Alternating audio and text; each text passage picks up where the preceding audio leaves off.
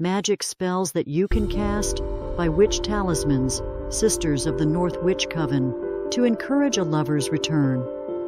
This spell can help draw your partner back to you with love and positive energy. What you need: a new box of pins, an onion, a desire for your partner's love. Instructions: set the intention. Begin on a Friday night. Take one pin and press it into the onion, visualizing your desire entering your partner's mind. Recite the incantation.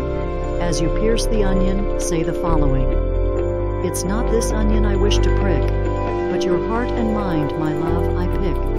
You'll think of me both night and day, until with words you come to say, I want you back, in a loving way." Sunlight exposure. Place the onion in a sunny spot to invite positive energy into your intention. Repeat the spell. For 7 consecutive nights, repeat the incantation at the same time each evening, adding 1 pin each night. Once all 7 pins are inserted, your spell is complete. Plant the onion. Finally, plant the onion outdoors to release your intentions into the world with love's blessing.